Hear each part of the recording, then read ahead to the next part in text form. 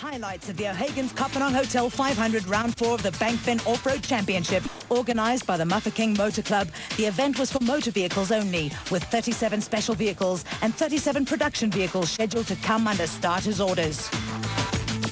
The Production Vehicle Championship has been dominated all season long by Class D vehicles with Castrol Toyota pair Piet Haasbroek and Christo Bosch the crew to beat. The Tosca farmers finished on the podium and won Class D on the first two events of the championship, but blotted their copybook on the Toyota 1000 when they finished third in class behind Duncan Foss and Mike Griffiths in the Nissan hardbody. The Nissan pair managed to close the gap to within 4 points of Haasbroek going into this event. The Class T brigade may have won races overall, but have not had the consistency of their Class D rivals. What I foresee is that one of the other classes is going to win the championships this year, because one race I won. I mean, we had 3 races and 3 different winners, and I expect the same for the rest of the season. So we sort of nail each other up front, and there's no chance that we're going to score enough points to win an overall championship. 3 class wins and overall victory on the Toyota 1000 sees Greg Dowse at the top of the Special Vehicle Championship log with a 24-point lead over Mr. Consistency, Giel Nel. Dowse has had a variety of co-drivers this season, and this time out, Archibald Rutherwood shared the cockpit with him. Reigning Class B champion Giel Nel has had only 1 class win this season, but has quietly gone about amassing points in the other races. Obviously, being a fast race, we're going to battle a bit to the top end with the faster cars. But we're going to hang in there, drive conservatively, and make it to the finish. Before the prologue got underway, there were some formalities like scrutineering to be attended to, and as in the case of the Toyota 1000, vehicles had to pass through a template to determine whether they would fit through a railway underpass. Some didn't make it. We've got a problem with our roof vents over here. We have the protective covers over it. Last year they used the same subway, so most of the guys could get through, but what's happened, a lot of changes obviously in the off season with the roof vents. Basically, if we took this off, our roof vents themselves wouldn't last very long with the bushes, and certain of the other cars have got their air boxes sticking out the back now, so there have been some change, and that's what's caused the problem. Basically, they've given us an alternate route to follow. We're obviously a bit concerned because it's over almost like a virgin railway line. There's not an actual crossing over there, so we're a bit concerned that maybe you could hang the vehicle up on a chassis or something like that. And after our performances of late in the time trials, we want a clean time trial for a change. No cause for concern there.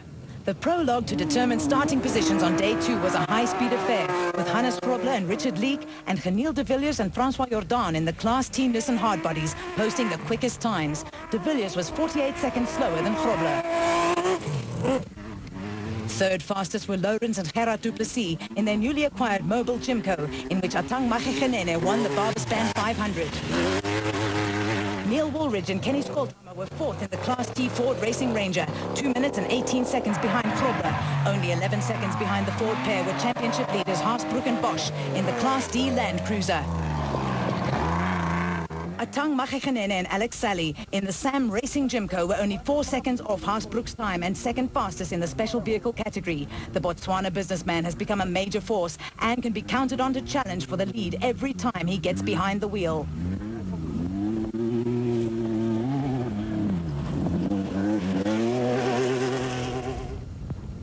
Former Bankfen touring car driver Duncan Foss and Mike Griffiths were 7th in the Class D Nissan hardbody, and based on recent form, a podium finish was likely on the O'Hagan's Kopanong Hotel 500.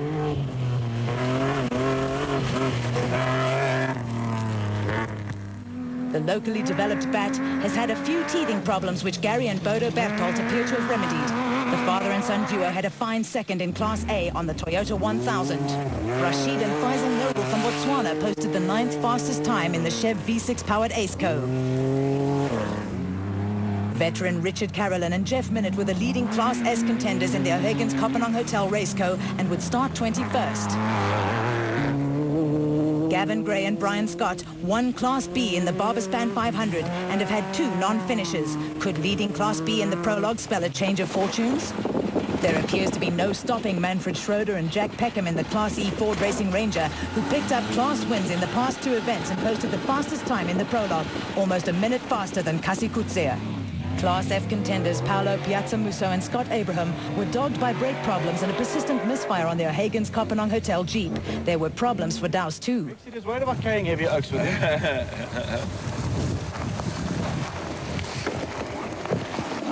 Side shaft or CV joint? Side shaft. A lot of cars have gone around the tree, so there's a lot of track marks around that way. So I said right. Meantime, it was left, so Darcy went straight and into the tree and then hit reverse, and that's when the shaft snapped. Not a good start to the race for the Nashua Mobile crew. Back at the pits, there were problems of a human kind. We were busy with the time trial, and we caught up with the oak in his dust, and I think we got a bit frustrated, and I went too fast into a corner and a long left-hander, and I clubbed the bank on the outside, and we put the back on its roof. We're just going to put the new windscreen in and some body parts on it and fenders and stuff. So we'll be in tomorrow again. The time trial was very fast, but it was very smooth. Some places a little bit rough, but it's more like rally stuff. And we were very fast. I think the average speed was about over 80 kilometers an hour. And it looks like we're the fastest on this qualifying session, so we're very happy. 6 production and 4 special vehicles filled the top 10 starting positions for the O'Hagan's Kopanong Hotel 500, with the Nissan hardbodies occupying the top 2 positions.